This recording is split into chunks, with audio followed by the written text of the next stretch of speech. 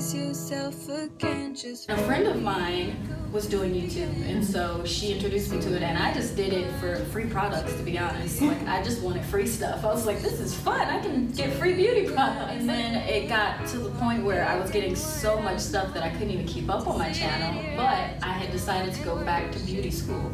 And it was mostly in part of starting the YouTube channel because I realized that I really do love beauty and skincare and those types of things. So I went back to school and then just dropped the channel for years. The vlogging thing happened because of my son. I was like, okay, we'll give it a try.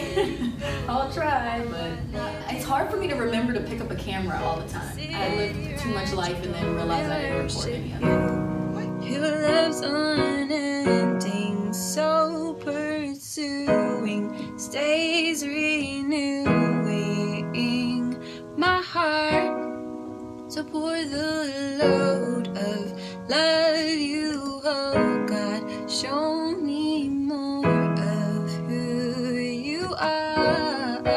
If you could sacrifice yourself again, just for me, you'd go to the end to see me. Welcome back. Thank you guys so much for watching. I am happy to introduce you to my friend, Jawan Stenson. Jawan, welcome. Hello. Now, we talked, and tell me a little bit about what you've got on the back burner that maybe you're going to revisit.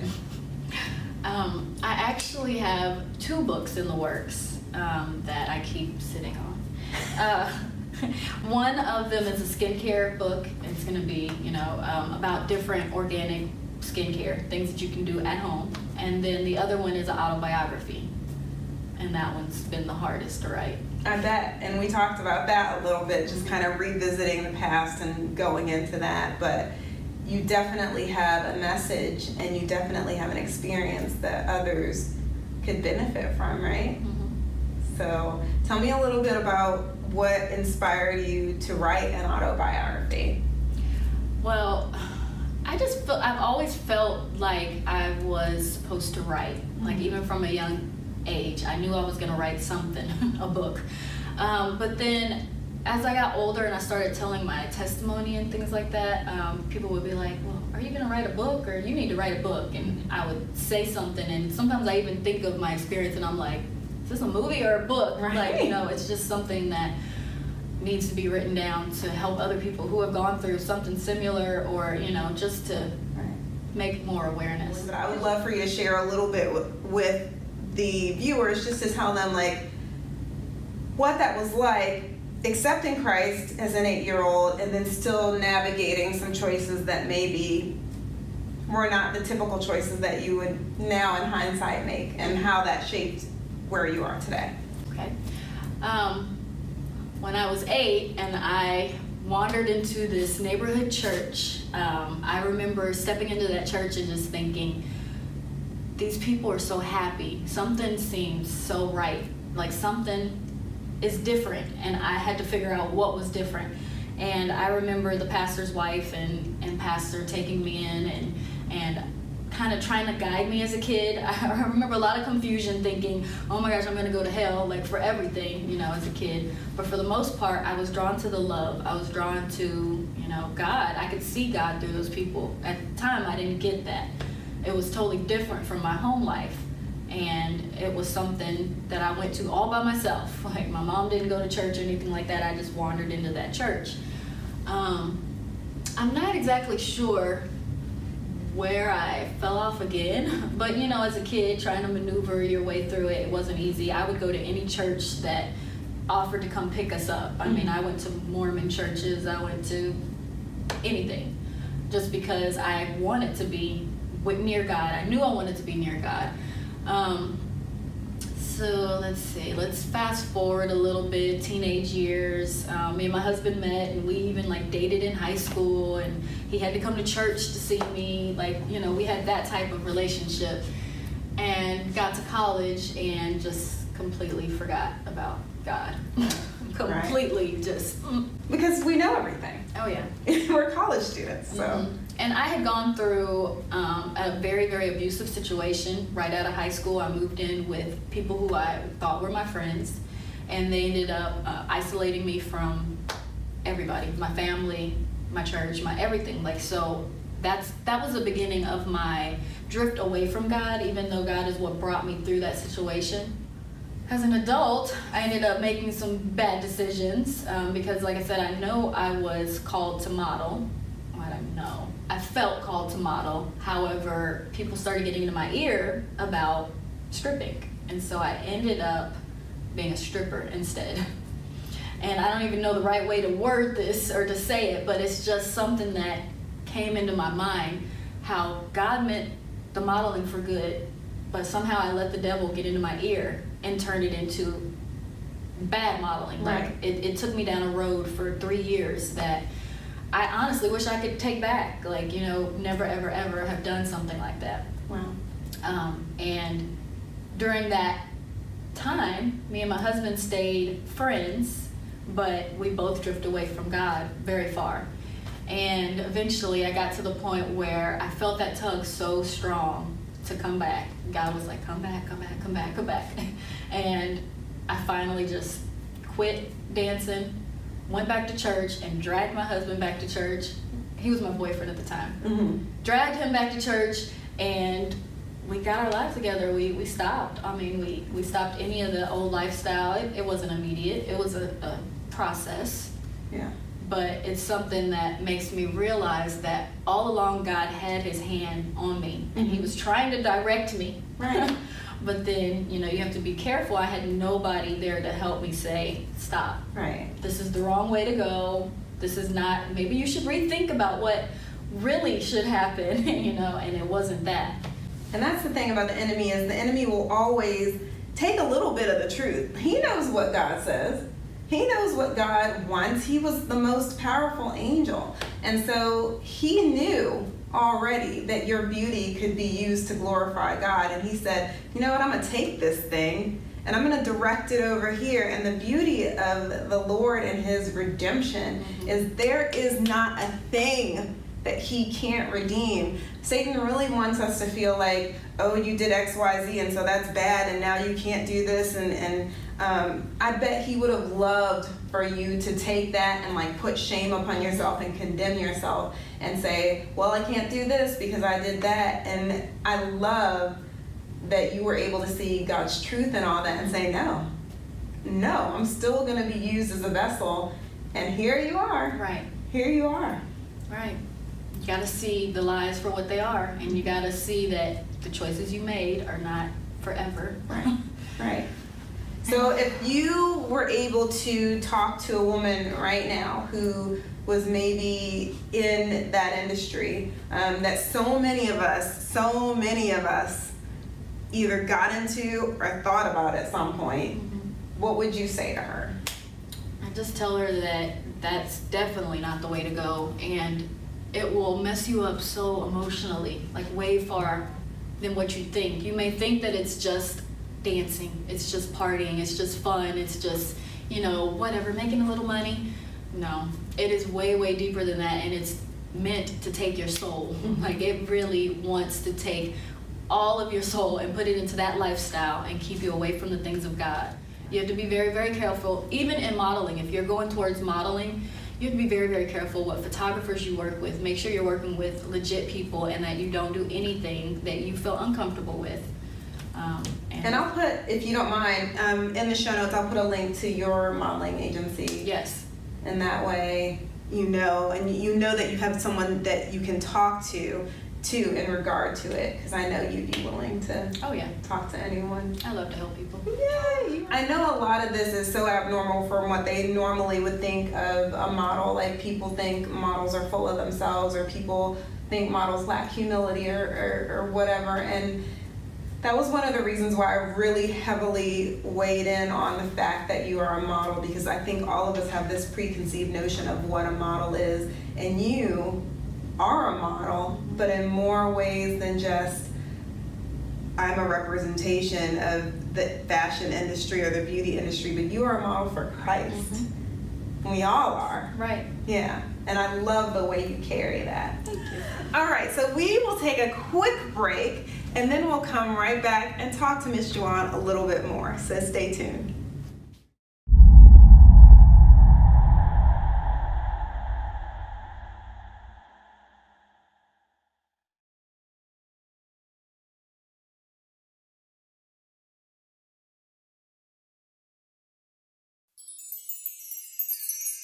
There's a sweet voice in my ear, and it keeps me when I'm in fear. So I want you to put your trust in Him. He's so faithful. You'll never have to wonder.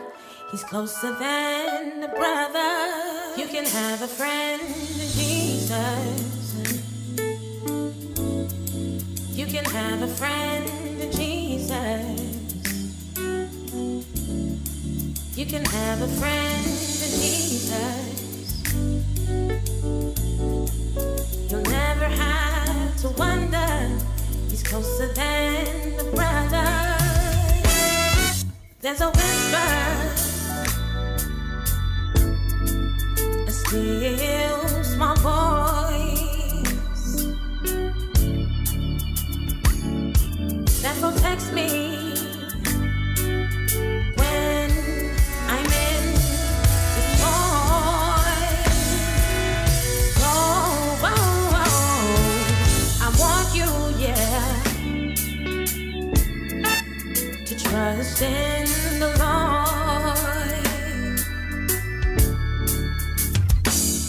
He's a good friend, oh yes he is, and you'll never have to wonder.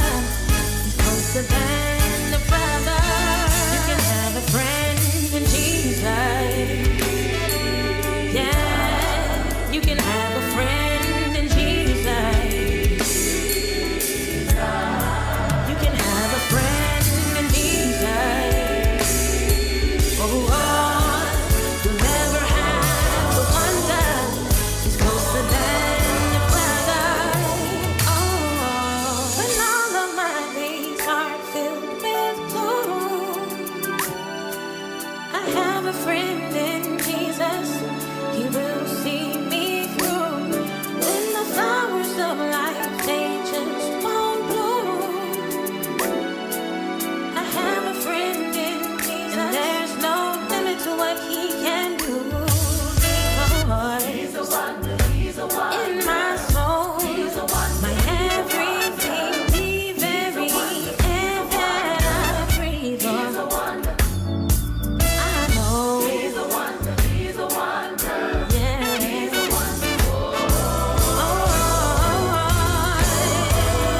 yeah, yeah, yeah. And when my faith is shaken and all hope is gone, trust is in God alone. Oh, there have been hard times in my life, but you've been faithful. Yeah, yeah, yeah, yeah, yeah. Oh, when I'm in trouble, I bow again. Jesus has been my very best friend. You have been so good to me, oh Lord. So I want you to put your trust in Him.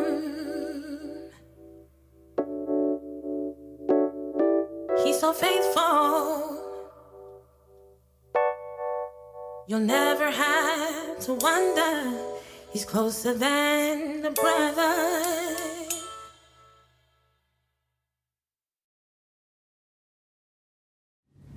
Welcome back. Thank you for sticking with us. Before we get into the second segment, I want to thank the generous host of today's show, New Life Community Church here in Gardner, my home church. Thank you so much for facilitating this episode.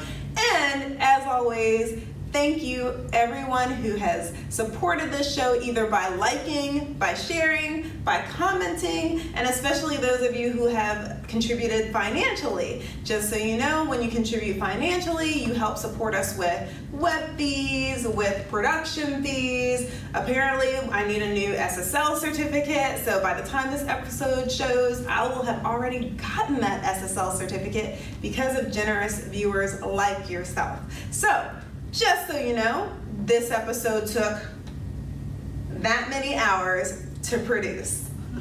So, Miss Juwan, that sound means it's time for the lightning round.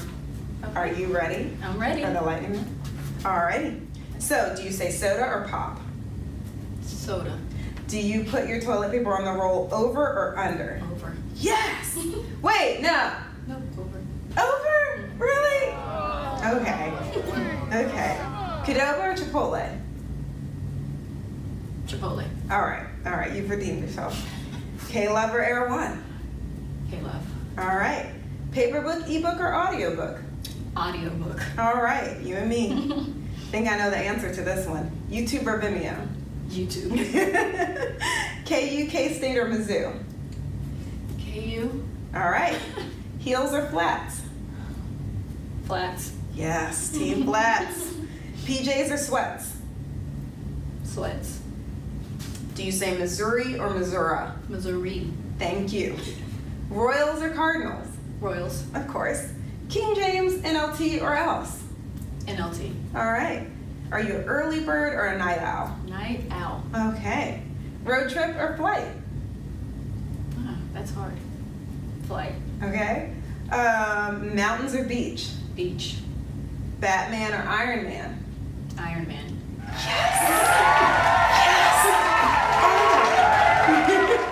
Summer or winter? Summer. All right. Even though it's disrespectfully hot I outside. was born in the middle of a heat wave. I love summer. Okay. Okay. Like my face was melting when I opened the door to let her in. Whew. It is hot. Facebook or Instagram? Instagram. Of course. I knew she was going to say that. American Idol or The Voice? The Voice. All right. Gates or Casey Joe's? Oh, Casey Joe's. Okay. Fries? I like those fries. I like their ribs. Oh, okay. Cable or streaming? Streaming. Nike or Adidas? Nike. Okay. Here's the big money question, which is for no money. Mac or PC? Mac. Yes! That's the right answer. Okay, so the rest of you people who come on as guests after this airs, you're not allowed. As a matter of fact, that won't even be a question anymore because we should just end on that note. That should be the last person that gets to answer that question since you answered it correctly. I won. Yay! We talked a little bit in the pre-interview about like our favorite books. Of course, everybody wants to say the Bible, but there are some books that we like to read in addition to the Bible. So tell me about your favorite devotional. My favorite devotional is the Walk with Jesus devotional, and I love how it has each day it has something, but I feel like it almost always hits a point with me. Nice. So it's been a great devotional. It's one of those you can read every year and you're still like, Nice. that's exactly what I needed to hear. Another thing we talked about in the pre-interview was music that we like right now. And I love how you mentioned Hillsong Young and Free. Mm-hmm. We went on like a Hillsong Young and Free binge for a while over on the, I'm pointing over here because behind me is the big church and that's where we have worship team rehearsal, and like there was like probably a whole year where I felt like we had a Young and Free song like every single week. So what's your favorite Young and Free song? Oceans. Of course. I can't get away from Oceans. Right. I mean, really anything that she sings. Yeah. It's my favorite, but. My 13-year-old was listening to Oceans the other night and like my heart melted a little bit. Right. I was like, here's a 13-year-old boy listening to worship music just in his own free time. That's amazing. It really is a beautiful song though. It is. Yeah. And it is so needed. Sometimes it helps me cleanse that anxiety, whenever Right. you're having anxiety. It's a good song for What's your cleansing favorite that. line from the song? Now I've got to go through all of them in my head. I always go to Spirit Lead Me to where That's my trust is. favorite melody of the song. Like, I just like the way it flows and sounds. And of course, the words, yeah. Yeah. So, I know that's hard. The whole song is amazing. Right. I'm like, now I can't think of any of the words. She's I have like, to, all of start it, from the all of beginning it. and go Yeah. through it. We need to do a collab sometime. We're gonna do it sometime. Yeah. I don't know. Yeah. One day. All right, so we talked about oceans, and of course, I want you to tell everyone what your favorite verse is. It was from Proverbs. Yes, Proverbs 4:23, and it's guard your heart above all else, for it determines the course of your life. I love that, and it's funny to me that you would pick Proverbs because so God's been dealing with me, of course, because He's always working through us. But one of the things I've been studying is Hebrew and trying to get more understanding the Bible contextually and really like not just reading it but really letting it soak in and understanding what it means, right? And sometimes that can get lost as it gets translated into English and you just look at the words, and sometimes there's multiple Greek words for things. So as Proverbs 31, we think about that a lot as women. And one of the things that I was reading was about the Proverbs 31 woman being, I'm going to say this wrong. If I do, I'm sorry. Ishet Shael, which is a woman of valor. And so I love that your favorite verse is from Proverbs because you are definitely Ishet Shael. So I appreciate you taking on the time. I thank your daughter. Her daughter is sitting at home with her little one, so that you could come and talk to the folks and share your heart, share your past.